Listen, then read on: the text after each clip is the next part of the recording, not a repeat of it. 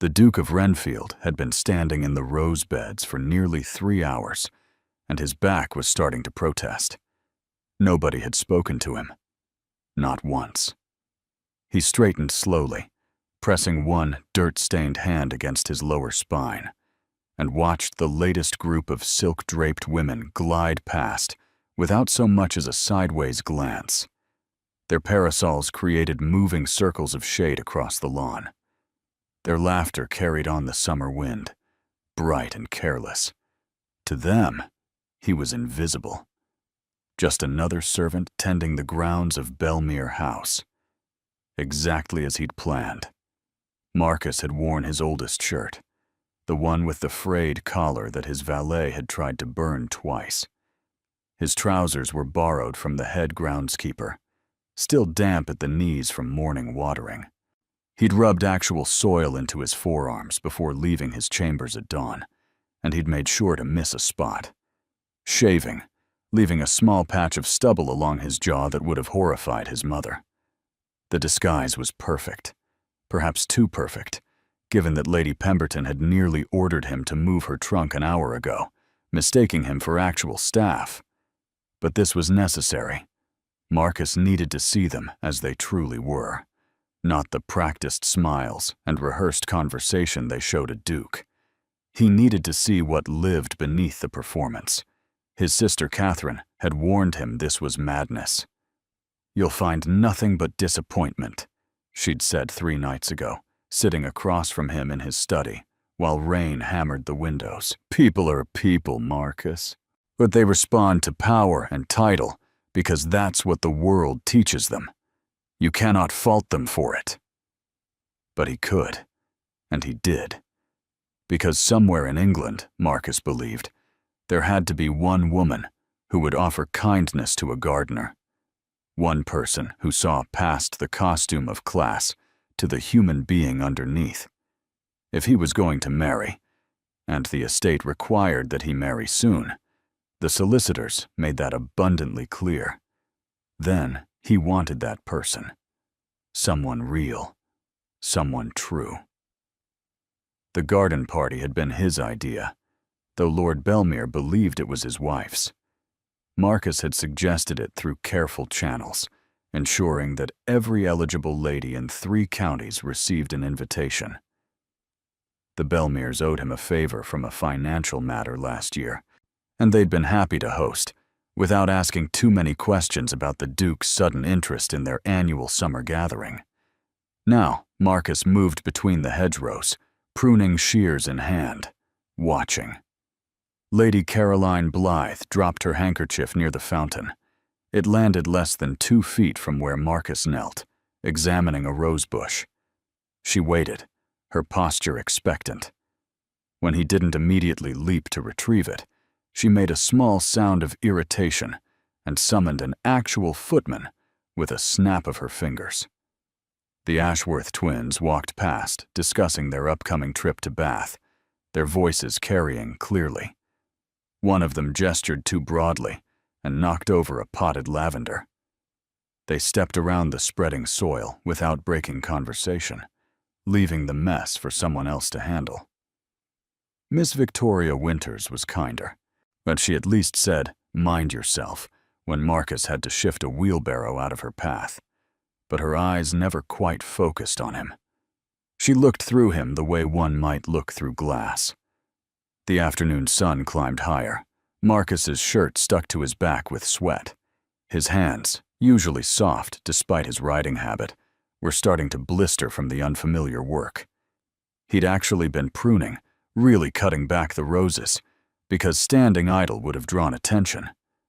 The head gardener would probably have words with Lord Belmere about the overzealous new worker, but Marcus would handle that later. He was beginning to think Catherine had been right. Perhaps this was foolish. Perhaps people were simply people, and expecting more was the true madness. Then he heard the voice. "Excuse me." Sir?" Marcus looked up from the hedge he'd been trimming with more violence than necessary. She stood at the edge of the gravel path, one hand shading her eyes from the sun. Her dress was simpler than the others, a pale green muslin that had been laundered so many times that it had gone soft at the seams. No jewelry except a simple cameo at her throat. Her dark hair was pinned up sensibly, without the elaborate curls the other ladies favored. She wasn't beautiful, not in the classical way. Her nose was slightly too prominent, her mouth a bit too wide, but her eyes were extraordinary. Brown and direct and startlingly clear, like looking into deep water on a bright day. "Yes, miss?" Marcus straightened, aware of how he must look. Sweating, dirt-streaked, probably red-faced from the heat. "You've been working since morning." It wasn't a question. "I saw you when I arrived, and you haven't stopped once." Marcus blinked. She'd noticed him? Actually noticed him hours ago? "It's my work, miss." "Yes, but it's nearly 80 degrees, and I haven't seen you take any water." She held out a tin cup, condensation beading on its sides. "The punch table is just there, but I thought, well, you seemed quite occupied." He stared at the cup, at her hand, extended toward him without hesitation. No gloves, he noticed. Her nails were trimmed short and practical. There was a small ink stain on her index finger. "That's very kind," Marcus heard himself say. His voice came out rougher than intended. "It's basic decency." She stepped closer, still holding the cup out, which seems to be in rather short supply today. There was something in her tone, not bitterness exactly, but a certain dry observation that suggested she'd noticed the same things he had. The carelessness, the casual dismissal of anyone deemed unimportant. Marcus took the cup. Their fingers brushed briefly, and he felt calluses on her palm. This woman did her own work, whatever that work might be. The water was cool and tasted faintly of lemon.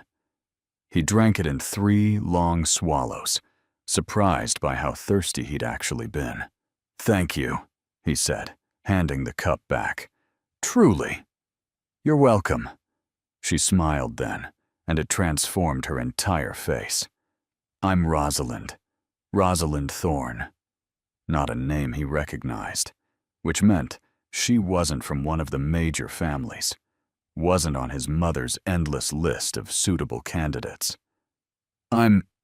Marcus hesitated, caught off guard. He'd prepared a false name, something common and forgettable. But looking at her, yet at those clear, honest eyes, the lie stuck in his throat. "Thomas," he said finally, using his middle name. "I'm Thomas." "Well, Thomas, you're doing a lovely job with the roses. They'll be spectacular next week." Rosalind glanced back at the main party, where the other ladies had gathered near the refreshment tables. "I should return before my cousin notices I've wandered off. She tends to worry." "Your cousin brought you?" Marcus asked, wanting to keep her there just a moment longer. "Yes, Margaret Belmere. She's Lord Belmere's niece." Rosalind's expression turned slightly rueful. "She means well, dragging me to these things. She thinks I should get out more, meet people, though I suspect I'm rather hopeless at it." "You seem to be managing well enough." "Do I?" Rosalind laughed quietly. "I've spent the last hour hiding in the library. I only came out because I felt guilty about Margaret going to all this trouble. And then I saw you and thought—" She trailed off, looking suddenly self-conscious. "Well, I should go." "Wait." Marcus set down his shears. "Will you be at the dinner tomorrow night?" Lord Belmere was hosting a formal dinner, the traditional conclusion to the garden party weekend. Marcus had planned to attend as himself, to see how these same women behaved when the Duke of Renfield was in the room. Rosalind shook her head. "Oh no, that's just for the primary guests. I'm only here for the day." She gestured vaguely at the grand house. "Margaret tried to insist I stay, but I don't really belong at something so formal." There was no self-pity in her voice, just plain statement of fact. She understood the social lines and accepted them. Marcus found himself objecting to those lines more than he ever had before. Perhaps, he stopped himself, he couldn't ask to see her again, not as a gardener, and he couldn't reveal himself, not yet. He needed to think this through. Perhaps we'll meet again. Perhaps.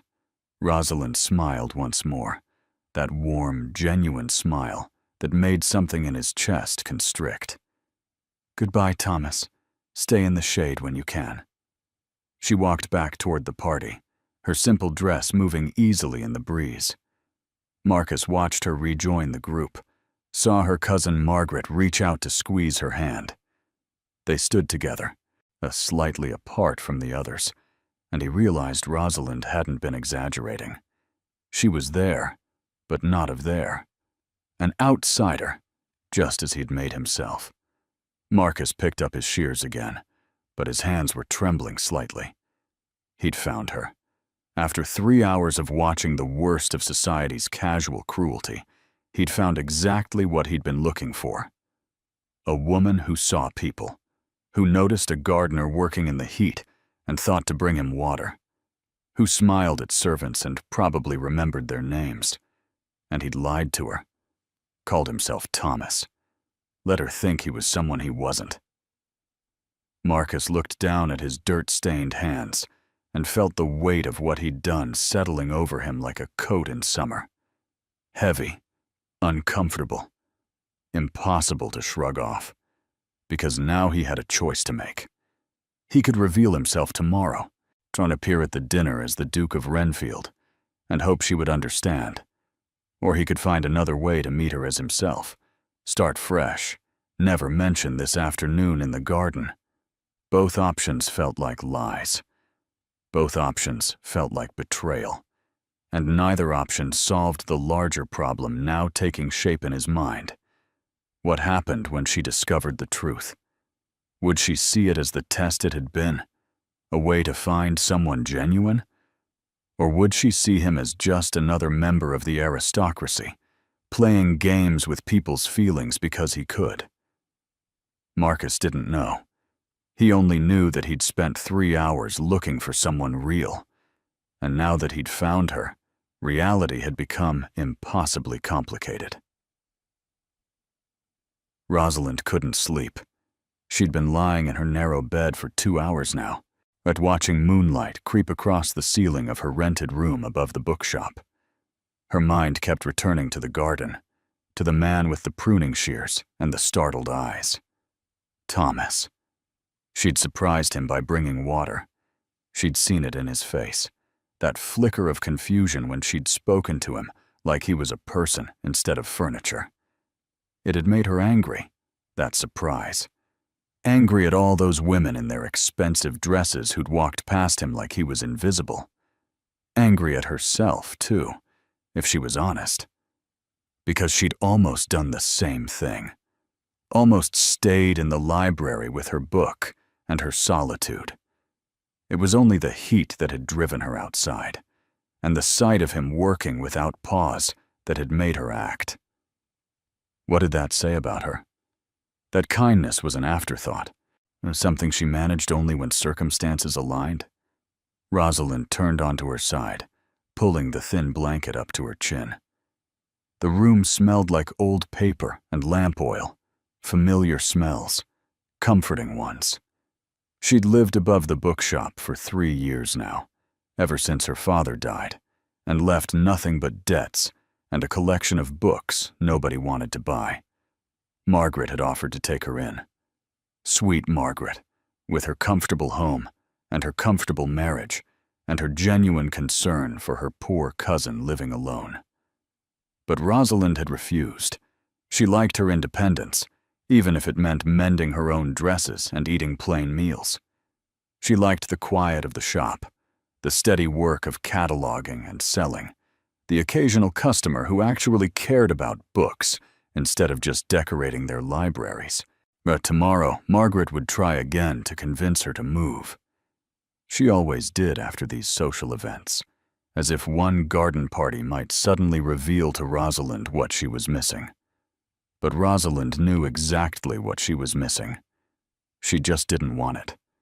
Those women today, with their practiced laughs and their careful conversations, they'd been performing, every single one of them, playing parts in a play they'd rehearsed their whole lives. Rosalind had tried that once, years ago when her father was alive, and still pretending the money wasn't gone. She'd been terrible at it, too direct, too honest, too willing to say what she actually thought. "You'd be prettier if you smiled more," her aunt had told her. "You'd be more popular if you agreed with people instead of arguing." Rosalind had smiled less after that, just to spite her. Yet, but Thomas hadn't seemed to mind her directness. He'd looked at her like she was saying something important, not just filling silence with pleasant noise. And when their hands had touched, just for that brief moment, she sat up abruptly, pushing the thought away. This was ridiculous. He was a gardener. She was a shopkeeper. They'd had one brief conversation, and here she was spinning dreams out of nothing, except it hadn't felt like nothing. Rosalind stood and walked to the window. The street below was empty, just pools of lamplight and shadow. Somewhere a dog barked. A night watchman called the hour. She pressed her forehead against the cool glass and made herself face the truth she'd been avoiding all evening. She wanted to see him again. Not at another garden party. Not in a context where she was the cousin, the charity case, and the woman who didn't quite fit. She wanted to see him somewhere real, talk to him properly, learn if that moment of connection had been genuine or just her own loneliness playing tricks. But how? She didn't even know his full name, didn't know if he lived on the Belmere estate or if he traveled between houses with the seasons. The world of servants was invisible to people like her, just as her world was invisible to people like Lady Caroline Blythe. Rosalind laughed quietly at herself. Here she was, offended by how those women had ignored Thomas, and she knew just as little about how to find him. The church bell struck 3. She should sleep. Tomorrow she needed to open the shop, and Mrs. Chen was expecting that delivery of medical texts from London. Real life, continuing as always. She climbed back into bed and closed her eyes. But sleep wouldn't come. Marcus stood in front of his wardrobe and hated every piece of clothing he owned. The formal dinner was in 4 hours. He should be choosing between the blue coat and the black, deciding which waistcoat made him look most ducal.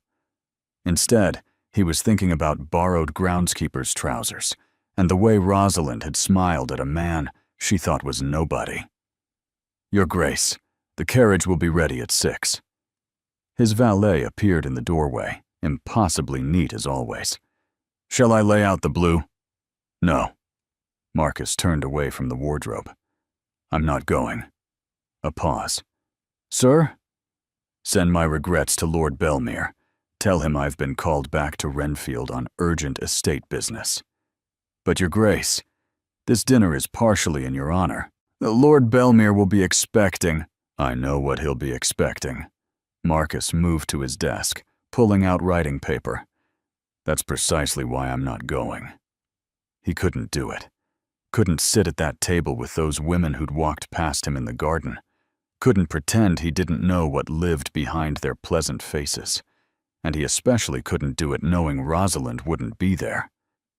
Knowing she was somewhere in town, probably above some shop or in some modest rented room. Believing he was Thomas the gardener.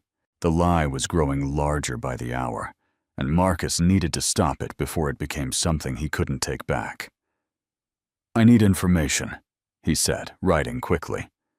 "A woman named Rosalind Thorne. She's cousin to Margaret Belmere. I need to know where she lives, what she does. Quietly. No one can know I'm asking." His valet's expression didn't change, but Marcus could feel the judgment anyway. Dukes didn't chase after unknown women. Dukes didn't skip important dinners. Dukes certainly didn't send their servants on investigative missions about shop girls or governesses or whatever Rosalind turned out to be.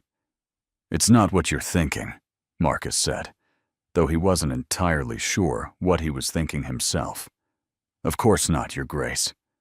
I met her yesterday, at the garden party, but she was kind. The words sounded inadequate even as he said them. She brought me water. How thoughtful. Marcus looked up sharply, but his valet's face remained perfectly neutral. Just find out where she is, please. Yes, Your Grace. When he was alone again, Marcus sat at his desk and stared at the half-written letter. He should explain himself to Belmere properly, should maintain the social niceties that kept the world of the aristocracy running smoothly. Instead, he crumpled the paper and threw it across the room. He'd spent his entire life being the Duke of Renfield, following the rules, meeting expectations, playing the part he'd been born to play. And what had it gotten him? A parade of women who saw only his title and the growing certainty that he would marry someone he could never truly know. Until yesterday. Until a woman in a faded green dress had seen him as simply human and acted accordingly. Marcus stood and walked to the window. The estate stretched out below, perfectly maintained, profitable, exactly as a duke's holdings should be. It felt like a prison. Somewhere in town, Rosalind was probably preparing for an ordinary evening. She had no idea that he was thinking about her, no idea that he'd already decided he would find her again, as himself this time. Honestly. Though how he would explain the gardener in the Belmere garden, Marcus still hadn't worked out. One problem at a time. First, he needed to find her. Then, he needed to figure out how to tell the truth without losing the only real thing he'd found in years. The bookshop bell chimed at exactly 2 o'clock on Tuesday afternoon. Rosalind looked up from the account ledger she'd been wrestling with for the past hour, grateful for the interruption. Then she saw who stood in the doorway, and the pen slipped from her fingers. Thomas. Except he wasn't Thomas. Not anymore. The man walking toward her wore clothes that cost more than her entire shop. His coat was perfectly tailored, his boots polished to a mirror shine. His hair was properly cut, his jaw cleanly shaved. But the eyes were the same, those startled, uncertain eyes that had looked at her in the garden. Rosalind stood slowly, her heart doing something complicated in her chest. "You're not a gardener," she said quietly. "No." He stopped a few feet away, hat in hand. "I'm not." The shop felt too small suddenly, too warm. Rosalind gripped the edge of the counter to steady herself. "My name is Marcus Hadley." He took a breath. "I'm the Duke of Renfield." Of course he was, because nothing in Rosalind's life could ever be simple. She should be angry. She knew she should be angry. This man had lied to her, had played some kind of game while she'd offered him water like a fool. But looking at him now, seeing the genuine worry in his face, she found she couldn't quite manage fury. "Why?" The word came out steadier than she felt. "I wanted to see them as they really were." Marcus set his hat on a nearby stack of books, then seemed to think better of it, and picked it up again. "The women at the party.